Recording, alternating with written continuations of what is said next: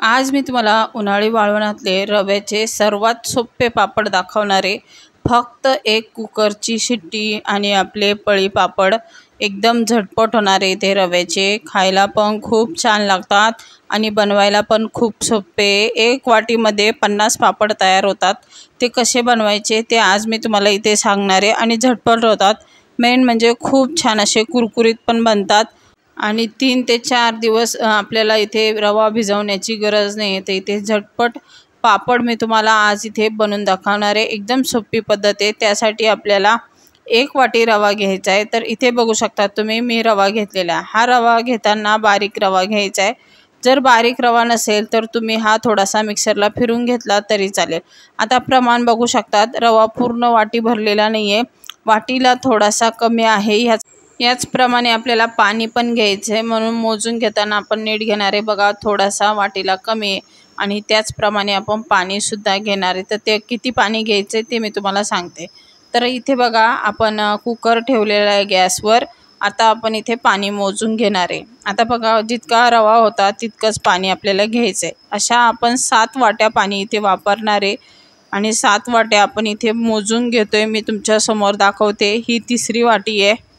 अशा पद्धतीने आपल्याला ह्या 7 वाट्या पाणी घ्यायचं आहे आणि ही पद्धत खूप सोपी आहे। जर तुम्हाला रव्याचे जर पापड बनवायचे असेल तर तुम्ही ह्या पद्धतीने बनवा, झटपट बनतात, जास्त भांडे पण भरत नाही आणि मेन म्हणजे पटकन पण होतात।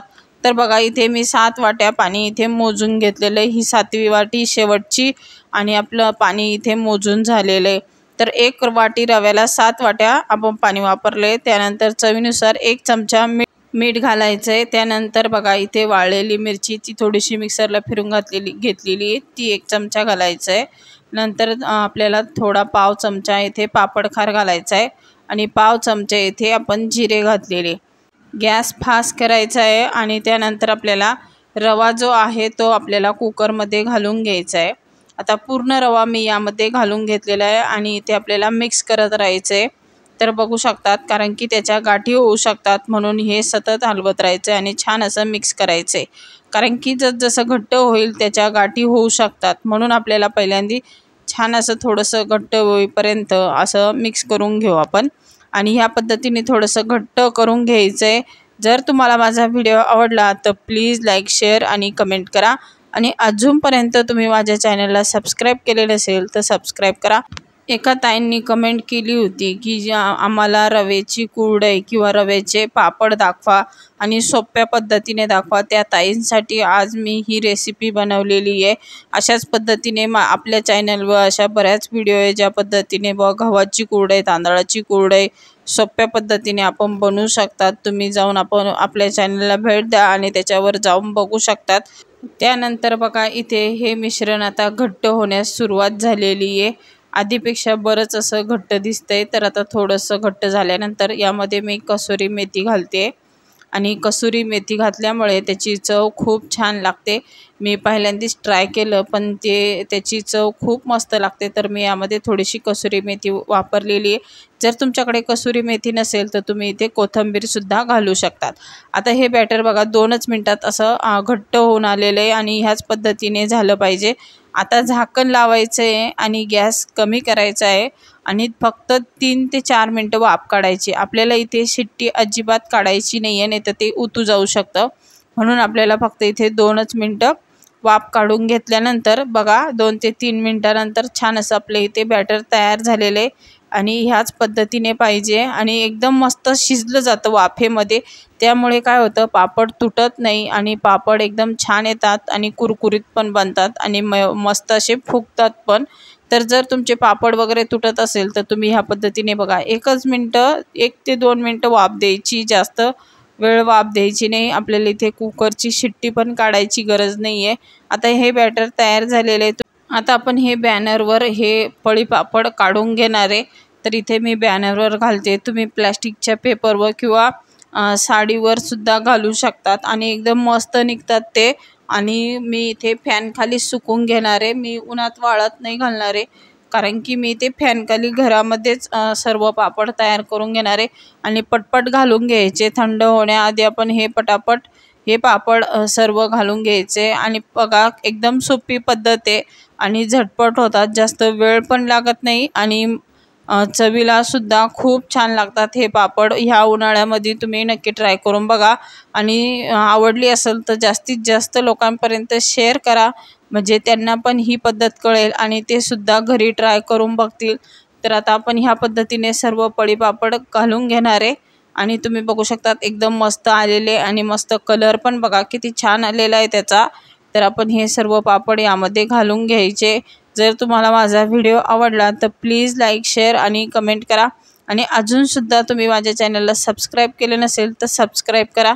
ह्या पद्धतीने आपण हे सर्व पळी पापड घालून घेतलेले आणि पटपट होतात, जास्त वेळ पण लागत नाही। तर आता इथे सर्व पळी पापड आपले घालून तयार झालेले। आता हे आपल्याला फॅन खाली एक दिवस सुकून घ्यायचे, दुसऱ्या दिवशी फक्त 1 ते 2 तास आपण हे उन्हामध्ये वाळून घ्यायचे आणि हे छान असे वाळले सुद्धा जातात बघा, एकदम पातळ झालेले आणि बघा कलर पण खूप छान आलेला आहे त्याचा। बघा त्यामध्ये आपण जी कसुरी मेथी घातलेली आहे, लाल मिरची सुद्धा घातलेली, ती सर्व याच्यामधून दिसते। तसेच चवीला सुद्धा खूप छान लागतात। हे एकदा बनवून ठेवा आणि वर्षभर तुम्ही जेव्हा पाहिजे तेव्हा तुम्ही तळून खाऊ शकतात। जर तुम्हाला भाजून जरी खायचे असेल तरी खाऊ शकतात, एकदम मस्त झालेले। आणि ही पद्धत कशी वाटली तर कमेंटमध्ये सांगा। एकदा बनवून ठेवले ना तर वर्ष ते 2 वर्ष ते हमखास टिकतात। तर आता आपले इथे वाळून पापड तयार झालेले, दुसऱ्या दिवशी लगेच मी तुम्हाला हे दाखवते। आता आपण हे तळून दाखवते मी कसे झालेले। तर आपण हे तळण्यासाठी कढईमध्ये साईडला तेल ठेवू आणि तेल छान असं कडकडीत तापलेलं आहे बघा आणि आता यामध्ये एक एक पापड घालून आपल्याला हे तळून घ्यायचे। हे बघा पापड छान असा पांढरा शुभ्र पण होतोय आणि तळल्यानंतर बघा तो छान असा फुगतोय पण आणि एकदम मस्त आपल्या इथे पापड रव्याचे एकदम सोप्या पद्धतीने पापड तयार झालेले आणि झटपट होणारी ही रेसिपी आहे। घरी नक्की ट्राय करून बघा, आवडले असेल तर लाईक शेअर आणि कमेंट करायला मात्र विसरू नका। आपण आता हे असे झटपट पापड सर्व तळून घेणार आहे बघा आणि पटपट तळले जातात। याला गॅस थोडासा मीडियम करा, आधी तेल तापवून घ्या, नंतर थोडंसं गॅस कमी करून घ्या, नाहीतर ते जळले जातील, कारण की खूप पातळ येते। एकदम छान झालेले बघा पापड छान असा फुलून फुगतोय, बघू शकतात। तेलात बुडवला नाही तर लगेच तो फुगून वरती येतोय, त्यामुळे पापड एकदम परफेक्ट झालेले आपले। आणि ह्या पद्धतीने आपण हे सर्व पापड आपण तळून घेतलेले। आता पापड इथे आपले तयार आहे, मी तुम्हाला दाखवते बघा।